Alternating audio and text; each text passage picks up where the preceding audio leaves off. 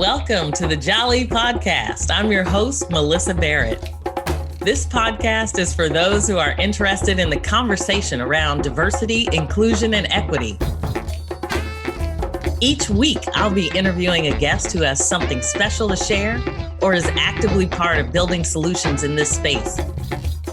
Let's get started. Rochelle Holoman is a program manager with the diversity and inclusion team at Southern California Edison, one of the nation's largest electric utilities and a Fortune 250 company. She's responsible for leading the company's 12 business resource groups, or BRGs. These BRGs are voluntary, employee-led groups that serve as a resource for their members and the company, fostering a diverse and inclusive workplace aligned to the company's mission, values, goals, and business priorities. They also strive to provide maximum benefit to its members through leadership development, increased employee retention and engagement, and enhanced community involvement. Rochelle's a 10-year employee of Southern California Edison, and preceding her role in diversity and inclusion, she worked in customer programs and services, supporting various energy efficiency programs with an annual operating budget of more than $60 million. She's also served as the grassroots safety lead. In her spare time, she partners and contributes to several nonprofits as an advisor, board member, and mentor. Rochelle is a licensed California real estate agent, and her true passions are public speaking, coaching, and mentoring. One of the most meaningful parts about working at Southern California Edison, Rochelle says, was being able to lead and facilitate over 100 discussions around race, equity, and belonging for their employees. The leadership team paved the way in 2020 for these rich and robust conversations to take place through their Leading with Courage and Inclusion dialogue sessions. During those sessions, they provided a safe space for employees of all backgrounds to share their professional and personal experiences. And she found those conversations both encouraging and inspiring.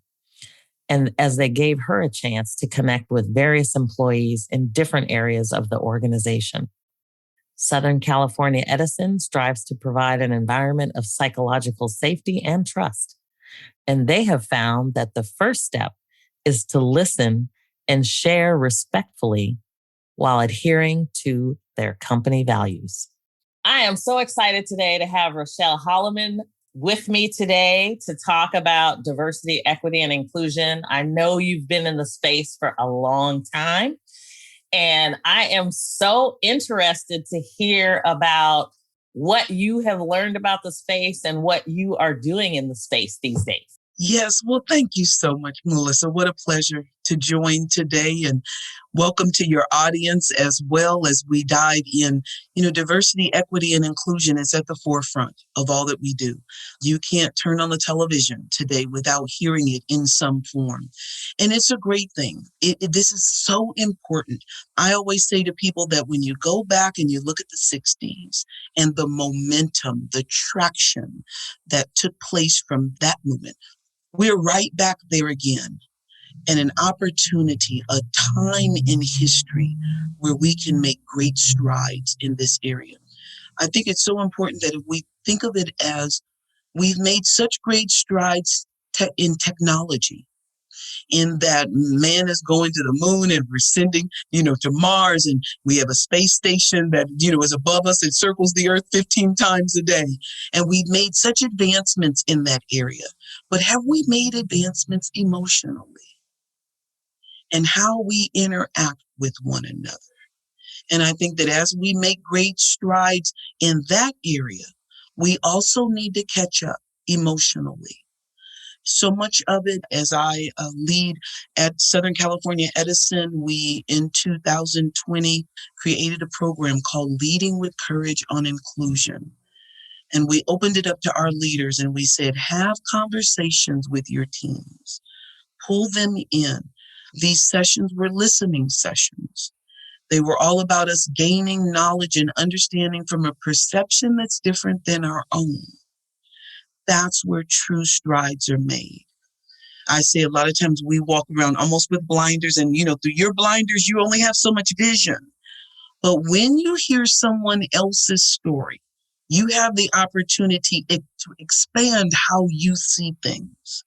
This is where the growth takes place, is us first just listening to one another.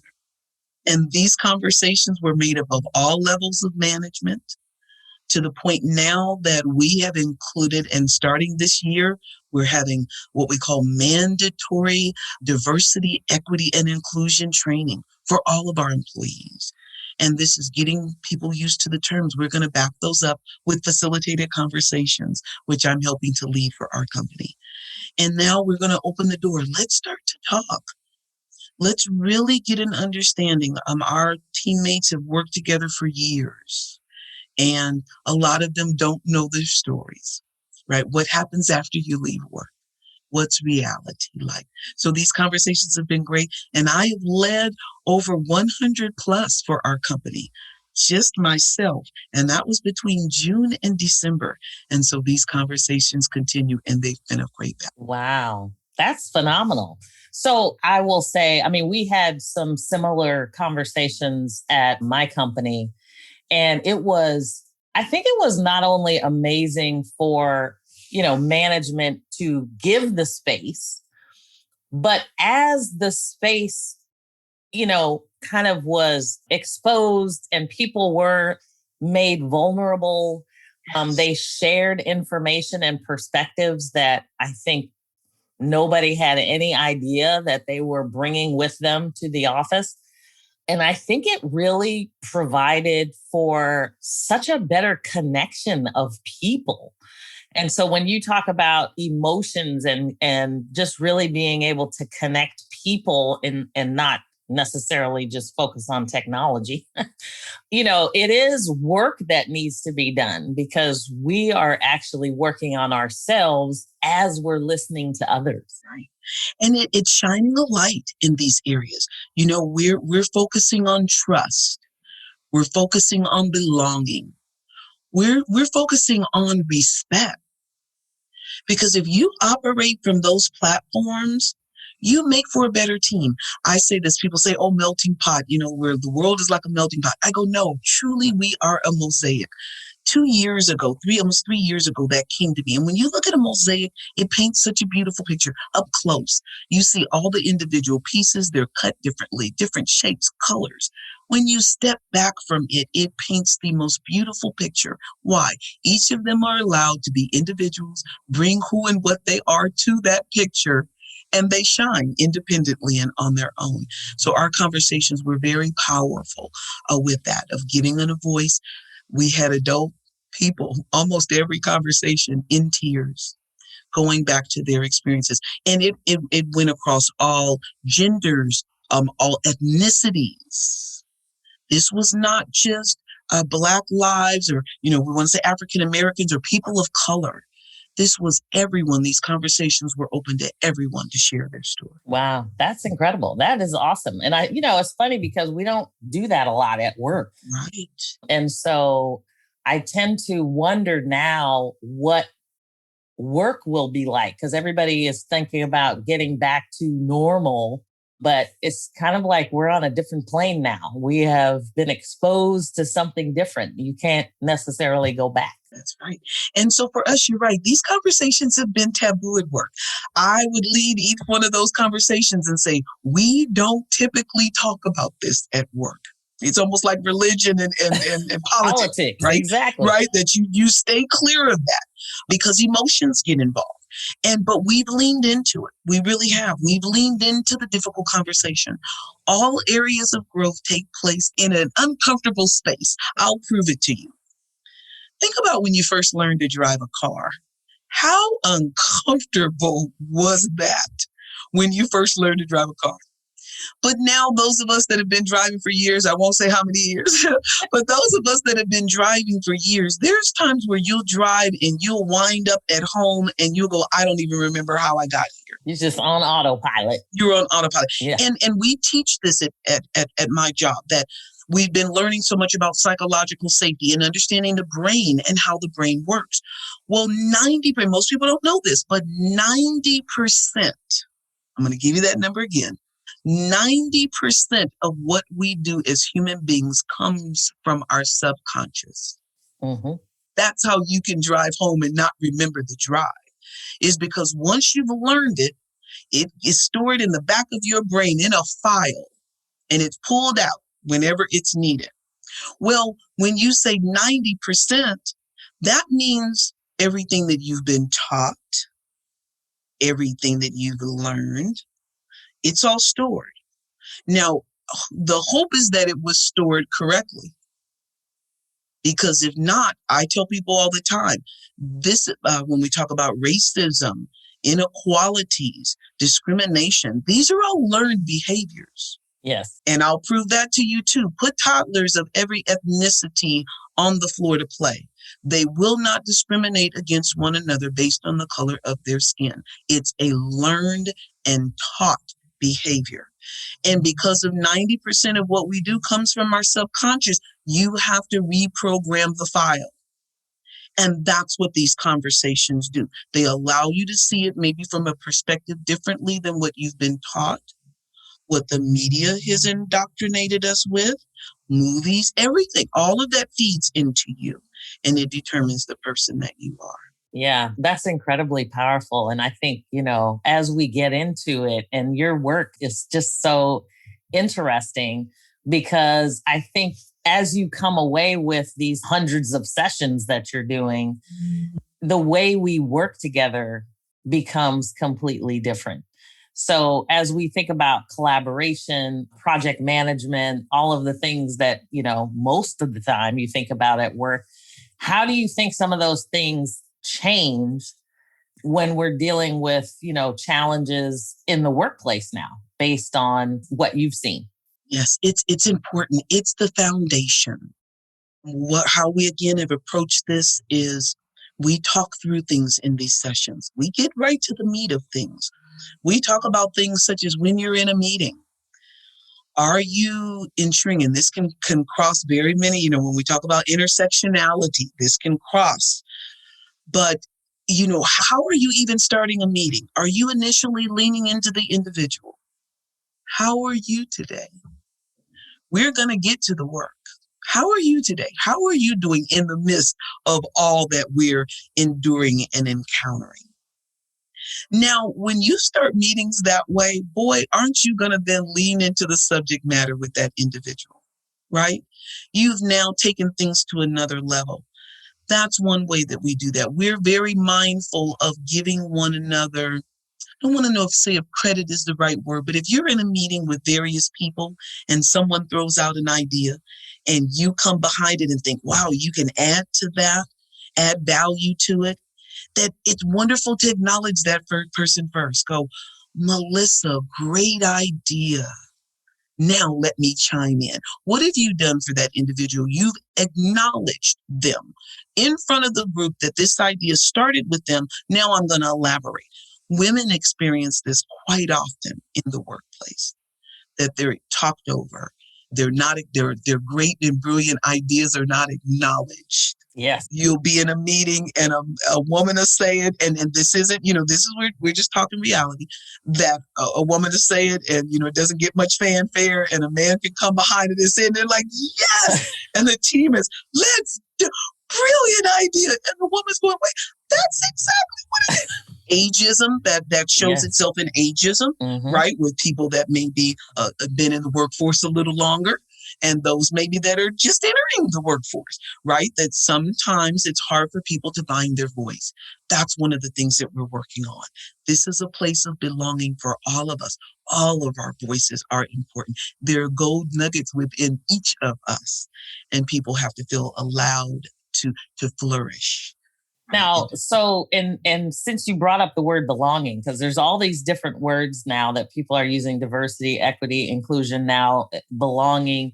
So I think I just had an interview with somebody, and they worked in academia, and they were talking. They have retention actually in their title. So how have these words played a role in, with the work that you're doing? And I think it's important. This is one of the reasons that we are introducing company-wide training. Because within those trainings, they're bundles, they're micro learnings, they're short 10-minute micro learnings, but it's concepts and then adding understanding to those concepts, right? Because we are hearing them. We're hearing equity. We're so used to hearing equality. Right. Well, equality doesn't always work. We use a very good graph that, if we've got just a second, I want to paint this picture for you. We show a graph in our department, and it's of a soccer field. And there's a team that's playing soccer, and there are 3 observers of the game. They're all standing behind a wooden fence. One person can see over the fence. The person in the middle can't see, and the last person cannot see based on their height. So it talks about equality, and what they show you is that equality gives each one of those people the same size box to stand on, a wooden box. Well, the person that could see initially, can still see. The person in the middle, now they can see with that support of the one box. But the person on the end, one box still doesn't do it.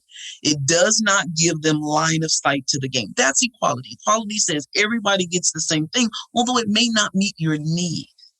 Equity now says, and that's the next frame in that graph, shows the person on the end, no box, person in the middle, one box, person on the end, 2 boxes now to stand on. Now all 3 can see. That's equity. Equity says where you need the support, we give the support. The last frame of this talks about justice, and we hear that a lot now, of systemic justice, social justice. And this frame is beautiful. And what's happened here, all of the boxes are removed. The wooden fence is completely removed, and a chain link fence is now placed up. Now, no one needs support once the systemic barriers are removed. That's healthcare, that's jobs, that's where we say you have to fix the system. And once you fix the system, the support is no longer needed. I love that example of the chain link fence, or maybe no fence at all, or something. Or no fence at all, right? Yeah, right. Right. And I'm sure that maybe to protect the players on the field, they will run out on you, right? But the whole premise behind that, you see it clearly.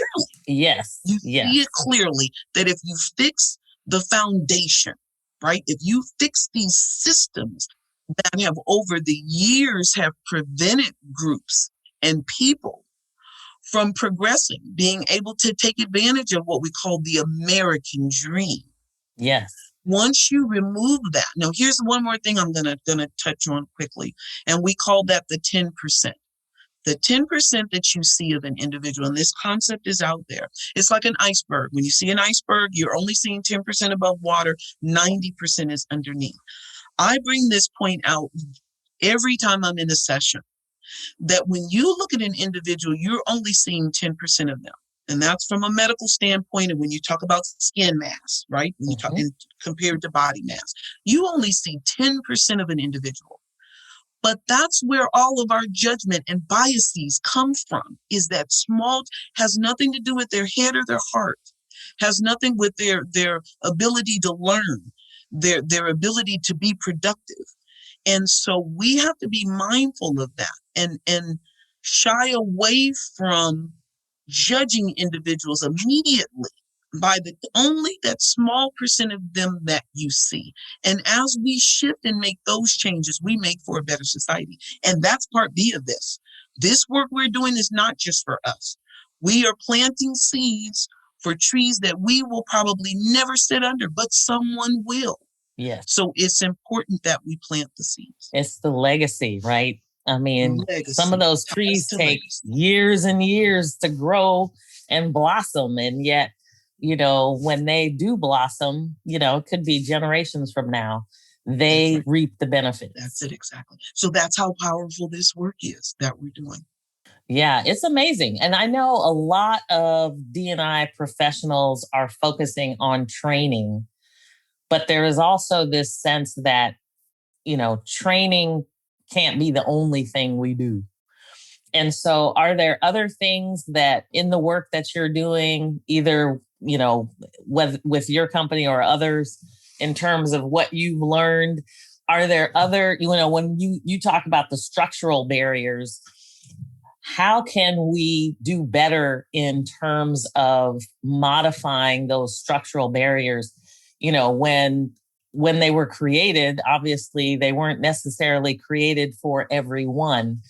Do you have thoughts on, how some of that structural infrastructure can be modified? Yes, and I think so much of it is what you said. It's first talking about it.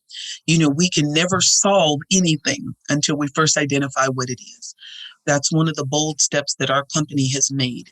We've committed to 10 diversity, equity, and inclusion goals. And not only did we set those goals, but we've put metrics behind them, we put measuring behind them, we put accountability behind them, so that we're ensuring that these are done. And a lot of it is just that. First of it is bringing awareness and understanding. Because if your life is okay, you go, what's the problem? Everything's fine for me. There is no problem. But you first have to identify that there is a problem and that it's not a level playing field for everyone. So first of it, it's awareness, it's understanding, it's talking, it's conversations, it's bringing in information, like I mentioned before, to expand your blinders, right? Because you can't make change unless you know that change is needed. So that's been the first thing for us. And that's where we started with those facilitated conversations, bringing about awareness to leadership. Leadership has been a part of that. Our executive leadership has been a part of this every step of the way. And as I mentioned, they've leaned into this. So if you're in an organization and you're looking to make change, the change has to start with leadership. Leadership has to buy into this, because otherwise you're going to spin your wheels. If it doesn't come from the top down, it must come from the top down. As the head goes, so goes the body. And so it is important that leadership first buys into this and understands the importance of it, because most of us have very diverse workforces. And so that being the case, where we live, our communities, they're diverse. So we have to start there. And it has to be about education. Remember, I said 90% comes from the subconscious. We have to change the way we view things. From there, then you can begin to implement change. But the awareness has to come first, because otherwise you're not going to know where. So we've been very careful with that. I lead our 12, and so part of my role is I lead our 12 business resource groups, which we talked about in the intro. And so with that, that becomes very important. Our business resource groups are vehicles. They are made up of our employees. And so we are constantly getting information out through these vehicles. But the most important thing is that leadership has signed in. They've linked arms. They're allies with us on this journey. We've talked a lot about psychological safety, creating psychologically safe environments for our employees, that they have a voice. And so much of what we're talking about, it comes from people feeling confident to know that they have a voice. If they see something, that they can say something. What I always back it up with, D&I, what we back it up with, is that it's done respectfully. Absolutely. Because I'll tell you, if you don't handle, and this is in everyday life, this is from work to family to friends. If you don't handle situations with respect, people dig their heels into their beliefs, and we've then not accomplished anything. So if we're talking about becoming true allies, what that means is, one, educating ourselves. What does that mean? How does that fit? Show up where you are. You don't have to, as we say, go boil the ocean. Start where you are. Educate yourself. Begin to educate those that are around you.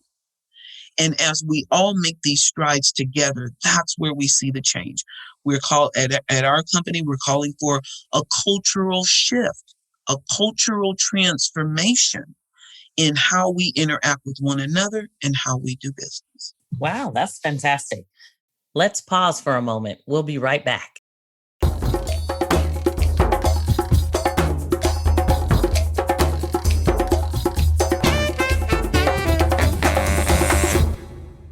Now, one of the other terms that you mentioned was you call your groups business resource groups versus employee resource groups.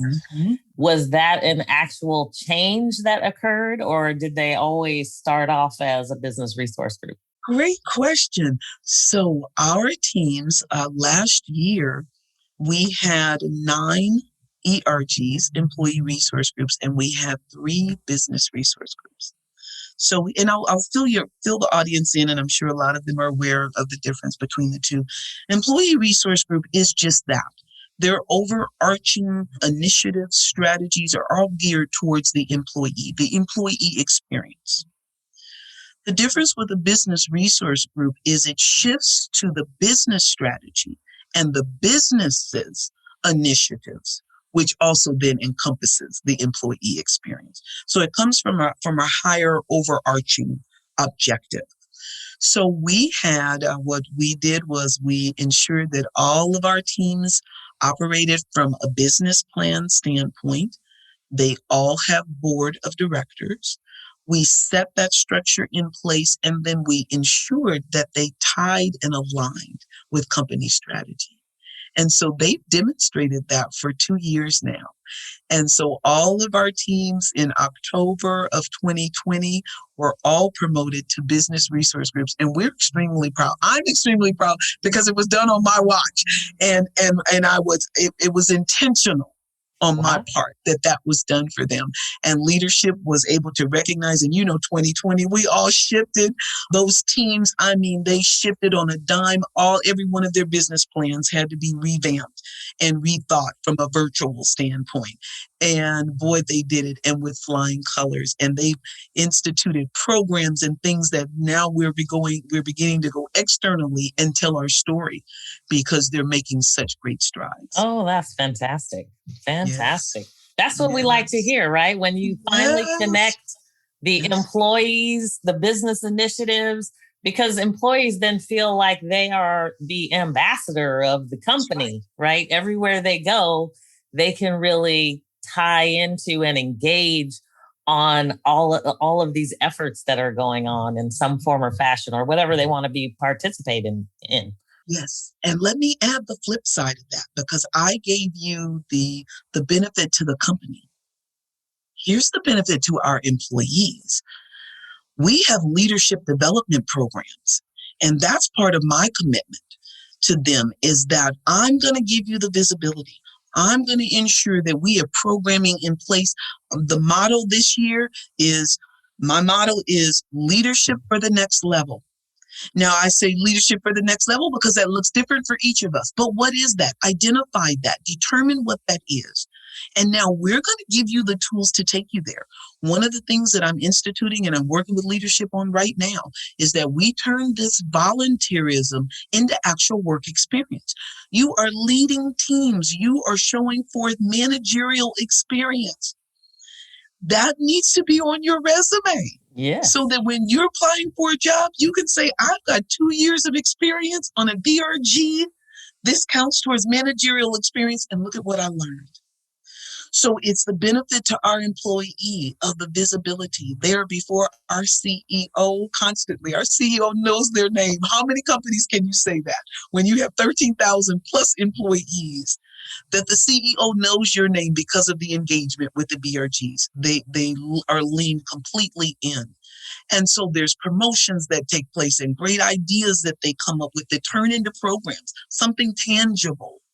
So there's such benefit to the employee of joining these teams, as well as that mutual benefit for the company. Absolutely. And what a way to create your own personal networks and engagement as you manage through that process. Because I think sometimes when we think about going to the next level, it's a perfect opportunity to lean into those relationships that you probably have made during this type of engagement.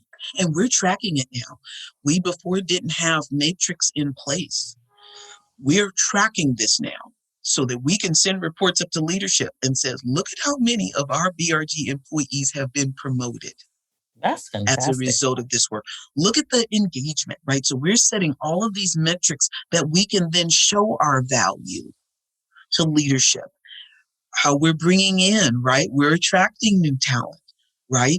All of these aspects of what we do, we're putting metrics because it's so important to validate it, to show leadership the worth and the value that you. That's fantastic. I love Yes. it. I love it. So, what other, I mean, are you seeing different challenges now that you have moved into this realm? Yes. I think it's like anything in life. There are pros, there are cons, there's ups, there's downs. There are people that agree, there are people that don't agree. And so I would have to say I would have to say that by large, overwhelmingly, this has been received well by our employees. There are some, though, and there are some challenges. We'll have some of our discussions. And that's where, it requires, and that's why we call them leading with courage on inclusion, because you're stepping into conversations and it requires bravery there. The key thing is that if we know that all that we're doing is coming from a place of respect, coming from a place of human rights, coming from a place of treating all people with dignity and respect, because that's what they deserve, then we know that we're on the side of what's right. And so even as there is opposition at times to the message, we know that this message is the right message. And so what we do with that is we ensure we give an ear to everyone. Everyone deserves to be heard. So we ensure that if there is opposition, that they're heard. And then we take things through its normal channels. If need be, then we even get leadership's buy-in as to what is the correct course for our company and what is the precedence and what we're trying to set. So yes, there is always, going to be some opposition. And especially when you're talking about changing lives and people going into spaces that are uncomfortable or new, right? We gave that driving analogy. Whenever it's new, it's uncomfortable. And the first thing your brain goes is, don't want to do this. But learning is important. And we know that anything that you take on that's new, there's always that struggle to say, I can do this or I can work or whatever the case is. But that's just your brain because it likes to keep things normal. So we know that this is new. We know that this is new territory, but we are just thankful that people are willing to have the conversations, to be vulnerable, because we all learn when they do. And then from there, as challenges arise, again, we lean into them respectfully, Yeah. seeing all sides, doing our best to see all sides, but then setting precedents as to what we believe is right and what we believe is the right direction. Now, have the efforts that you all have been doing internally, and this doesn't have to be specifically for SCE, but are you seeing connections into community where perhaps you haven't seen that before, or with customers in a way that is kind of more significant than it was prior to kind of this momentum we talked about? Yes. And I mentioned earlier, right? What happened was our networkers, which is our Black African American BRG, prior to COVID, prior to the racial unrest, in 2019, hosted series, what we call Space for Dialogue, where employees, their membership was invited to come in and to really talk about work environment, things maybe on the exterior that may be affecting work environment. It was open conversations. Well, we held those, they held 11 of them, and they captured themes because we thought this was so important. We're hearing from our employee base. One of the things that was important about them as well is that they're one of our largest teams. And so their membership is not just Black employees. It crosses all ethnicities. And we heard from them. We heard from all ethnicities, kind of the same things. And so what leadership did was We were posed in 2020 to now take these things and now institute, right, some programming and some directive, some strategy. Well, then COVID hit. And then, of course, right, we know everything that transpired after that. So we were beautifully positioned to go to leadership and say, here is the African American experience at SCE. Without knowing that all of this was coming down, we were poised, we were positioned. And so it was perfect for our leadership, because then they could take those themes, and from those themes, they developed 10 DEI goals. And those are those goals that I mentioned that are in process right now. So they're piloting a lot of those programs through our Black Employees First. This is the company's commitment. They then roll out right into our other BRGs of color. So right now, those other 11 teams are now, starting next month, will host their own space for dialogue, so that we're getting a whole perspective. We have veterans, we have LGBTQ, we have Asian Island Pacific, we have, it's again, caregivers, it just goes on and on. We have 12 of them, but we want to get the perspective of all of their memberships. We will then roll those up. Those themes will be used for 2022. So as I mentioned, there are programs. Edison is opening up programs to underserved communities. They're opening up a groundman program, which for us, it's like an entry level position. However, it pays huge bucks, and it you kind of starts you out, and then they become linemen, right? And we're putting a larger number of money into that program, getting people through LA Trade Tech. I'm going to throw that out there because that program's going to be coming in about April. LA Trade Tech has a lineman's program. We are going to come to that program, and there's a certain number of people we're really looking, and this is transparency. We're looking to start with Black employees, right? And people that right out of high school, they don't have to have any type of degree, can come into this program, be taught linemen. SCE will sponsor all of their costs, and these are life-changing jobs. Legacy changing, generational change. If I told you the dollar amount that they make entry level, and that Edison is then going to pay for everything, schooling, their licensing, everything, everything. So it's programs like that. And we have 10 of those in place that are where we're kind of putting our money where our mouth is. Wow, right? That's awesome. Shout out to the SCE. Come on, Edison. That's right. Fantastic.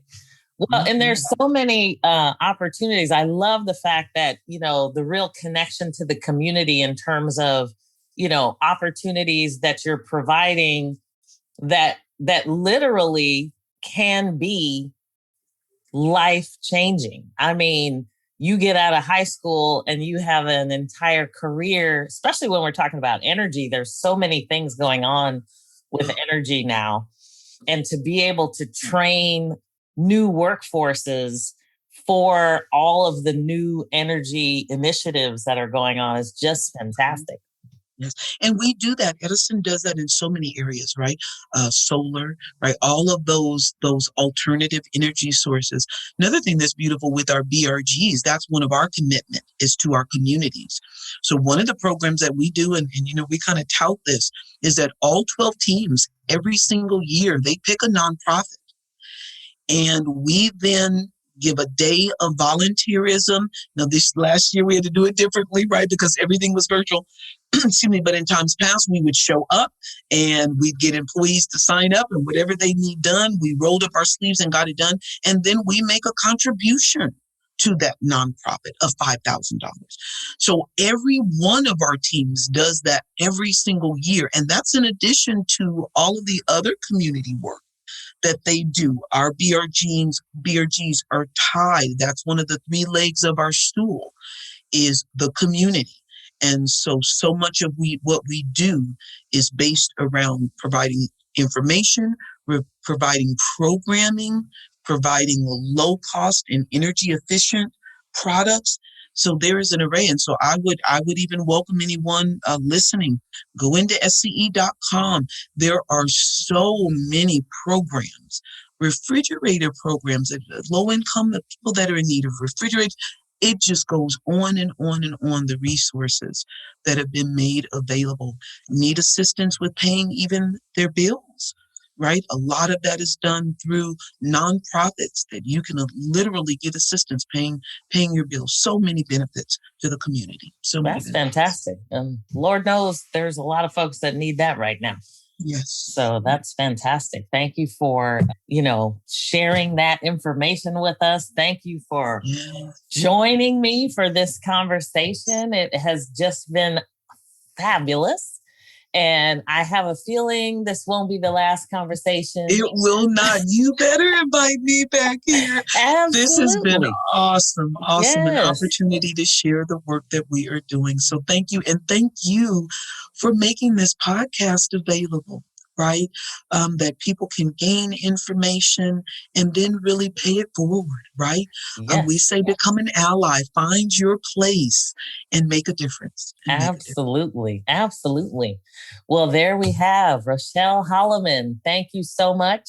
Thank you for all you're doing within Southern California Edison and for the leadership there, for recognizing all of the things that need to be done from an initiative. Like you said, you have to start at the top, and we appreciate all of those folks sitting at the top that are really encouraging and forcing this work to be a priority. So thank you for being here. And I look forward to our next discussion. Me too. Have a wonderful afternoon. Thanks so much. You too. Thanks for joining me on the Jali podcast. Please subscribe so you won't miss an episode. See you next week.